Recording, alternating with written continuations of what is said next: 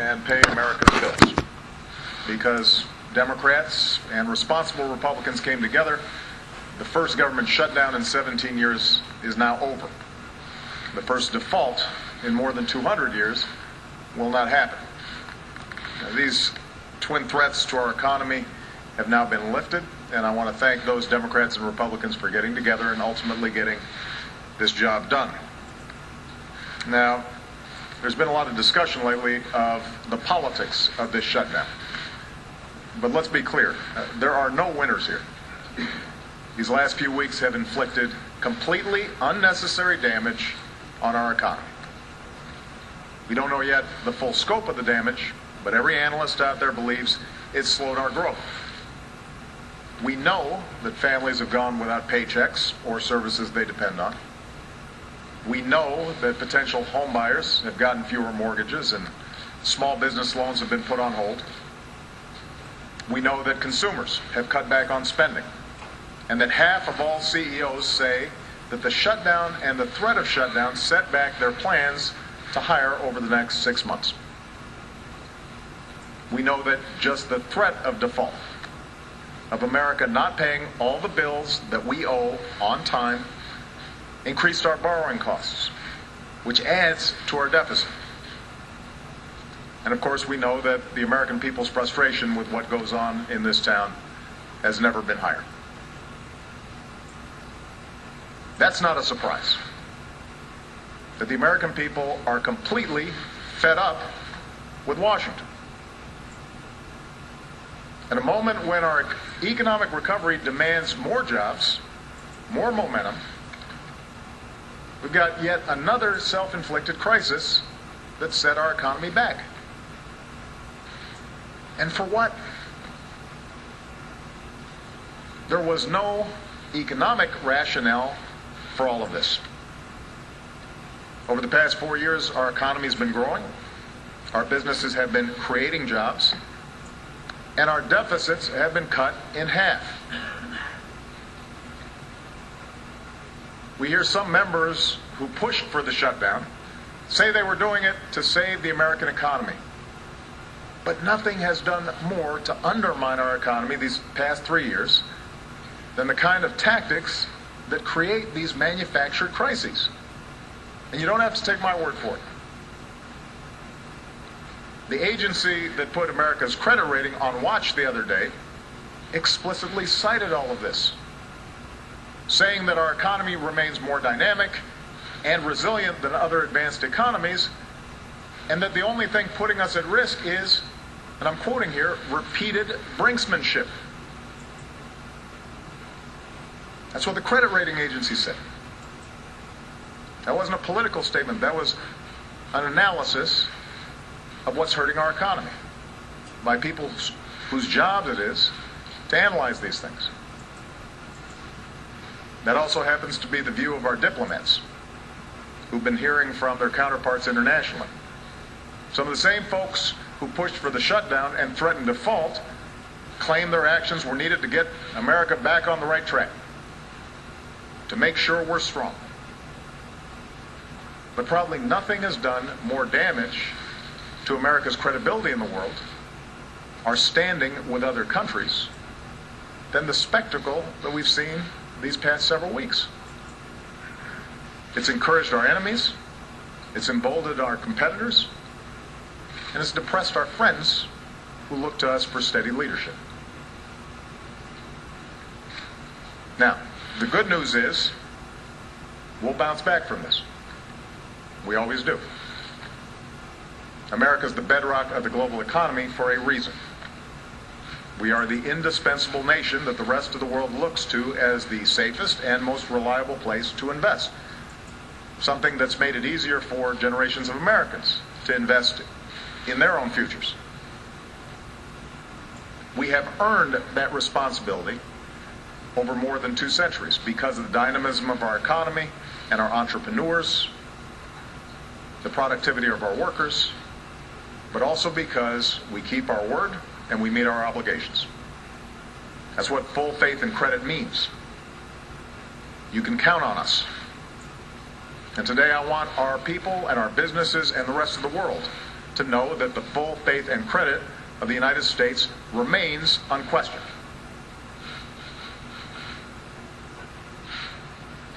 But all my friends in Congress understand that how business is done in this town has to change. Because we've all got a lot of work to do on behalf of the American people, and that includes the hard work of regaining their trust. Our system of self-government doesn't function without it. And now that the government is reopened, and this threat to our economy is removed, all of us need to stop focusing on the lobbyists and the bloggers and the talking heads on radio and the professional activists who profit from conflict, and focus on what the majority of Americans sent us here to do. And that's grow this economy, create good jobs, strengthen the middle class, educate our kids, lay the foundation for broad-based prosperity, and get our fiscal house in order for the long haul. That's why we're here. That should be our focus. Now, that won't be easy. We all know that we have divided government right now. There's a lot of noise out there. And the pressure from the extremes affect how a lot of members of Congress see the day-to-day work that's supposed to be done here. And let's face it, the American people don't see every issue the same way. But that doesn't mean we can't make progress. And when we disagree, we don't have to suggest that the other side doesn't love this country or believe in free enterprise or all the other rhetoric that seems to get worse every single year.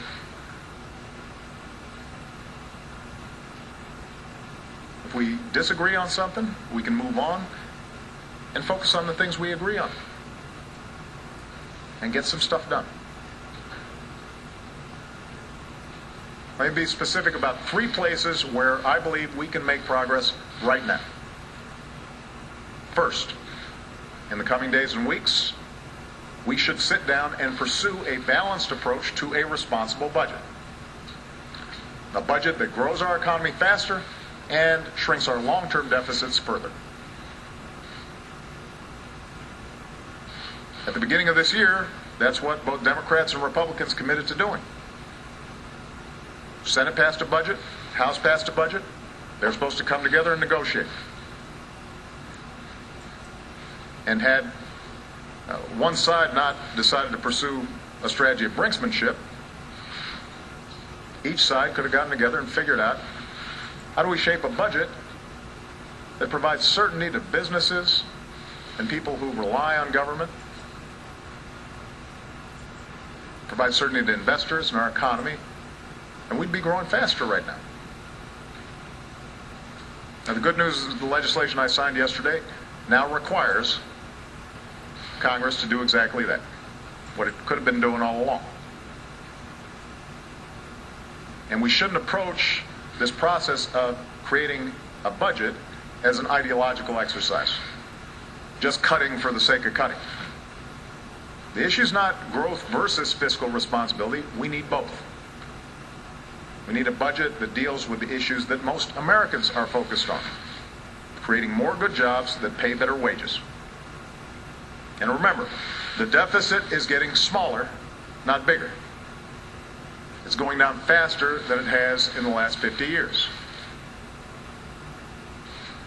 The challenge we have right now are not short-term deficits. It's the long-term obligations that we have around things like Medicare and Social Security. We want to make sure those are there for future generations. So the key now is a budget that cuts out the things that we don't need, closes corporate tax loopholes that don't help create jobs, and frees up resources for the things that do help us grow, like education and infrastructure and research. And these things historically have not been partisan. And this shouldn't be as difficult as it's been in past years because we already spend less than we did a few years ago. Our deficits are half of what they were a few years ago. The debt problems we have now are long-term, and we can address them without shortchanging our kids or shortchanging our grandkids or weakening the security that current generations have earned from their hard work. So that's number one. Number two, we should finish fixing the job of our, let me say that again. Number two, we should finish the job of fixing our broken immigration system. There's already a broad coalition across America that's behind this effort of comprehensive immigration reform, from business leaders to faith leaders to law enforcement. In fact, the Senate has already passed a bill with strong bipartisan support that would make the biggest commitment to border security in our history, would modernize our legal immigration system, make sure everyone plays by the same rules, make sure that folks who came here illegally have to pay a fine, pay back taxes, meet their responsibilities. That bill's already passed the Senate. And economists estimate that if that bill becomes law, our economy would be 5% larger 2 decades from now. That's $1.4 trillion in new economic growth. The majority of Americans think this is the right thing to do. And it's sitting there waiting for the House to pass it. Now, if the House has ideas on how to improve the Senate bill, let's hear them. Let's start the negotiations. But let's not leave this problem to keep festering for another year or 2 years or 3 years. This can and should get done by the end of this year. Number three, we should pass a farm bill. One that American farmers and ranchers can depend on. One that protects vulnerable children and adults in times of need. One that gives rural communities opportunities to grow and the long-term certainty that they deserve. Again, the Senate's already passed a solid bipartisan bill. It's got support from Democrats and Republicans. It's sitting in the House, waiting for passage. If House Republicans have ideas that they think would improve the farm bill, let's see them. Let's negotiate. What are we waiting for? Let's get this done. So, passing a budget, immigration reform, farm bill. Those are three specific things that would make a huge difference in our economy right now. And we could get them done by the end of the year, if our focus is on what's good for the American people. And that's just the big stuff. There are all kinds of other things that we could be doing that don't get as much attention. I understand we will not suddenly agree on everything now that the cloud of crisis has passed. Democrats and Republicans are far apart on a lot of issues. And I recognize there are folks on the other side who think that my policies are misguided. That's putting it mildly. That's okay. That's democracy. That's how it works. We can debate those differences vigorously, passionately, in good faith, through the normal democratic process. And sometimes we'll be just too far apart to forge an agreement. But that should not hold back our efforts in areas where we do agree. We shouldn't fail to act on areas that we do agree or could agree just because we don't think it's good politics. Just because the extremes in our party don't like the word compromise. I will look for willing partners wherever I can to get important work done. And there's no good reason why we can't govern responsibly, despite our differences, without lurching from manufactured crisis to manufactured crisis. In fact, one of the things that I hope all of us have learned these past few weeks is that it turns out smart, effective government is important. It matters. I think the American people during this shutdown had a chance to get some idea of all the things, large and small, that government does that make a difference in people's lives. And we hear all the time about how government is the problem. Well, it turns out we rely on it in a whole lot of ways. Not only does it keep us strong through our military and our law enforcement, it plays a vital role in caring for our seniors and our veterans, educating our kids, making sure our workers are trained for the jobs that are being created, arming our businesses with the best science and technology so they can compete with companies from other countries. It plays a key role in keeping our food and our toys and our workplaces safe. It helps folks rebuild after a storm. It conserves our natural resources. It finances startups. It helps to sell our products overseas. It provides security to our diplomats abroad. So let's work together to make government work better, instead of treating it like an enemy or purposely making it work worse. That's not what the founders of this nation envisioned when they gave us the gift of self-government. You don't like a particular policy or a particular president? Then argue for your position. Go out there and win an election. Push to change it. But don't break it. Don't break what our predecessors spent over 2 centuries building.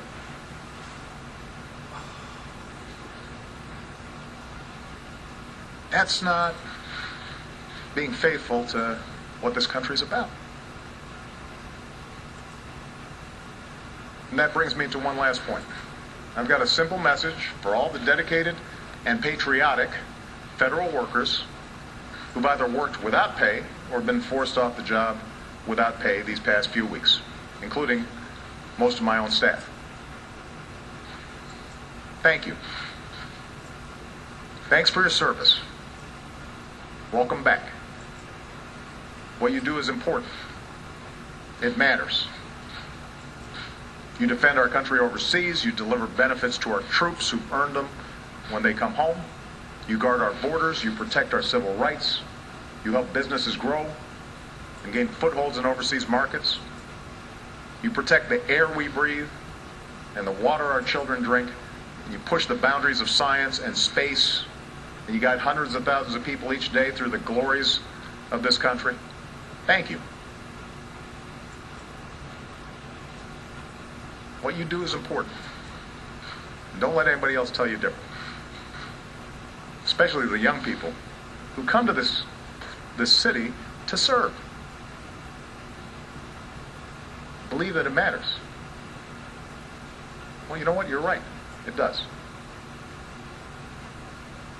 And those of us who have the privilege to serve this country have an obligation to do our job as best we can. We come from different parties, but we are Americans first. And that's why disagreement cannot mean dysfunction. It can't degenerate into hatred. The American people's hopes and dreams are what matters, not ours. Our obligations are to them. Our regard for them compels us all, Democrats and Republicans, to cooperate and compromise and act in the best interests of our nation. One nation, under God, indivisible, with liberty and justice for all. Thanks very much.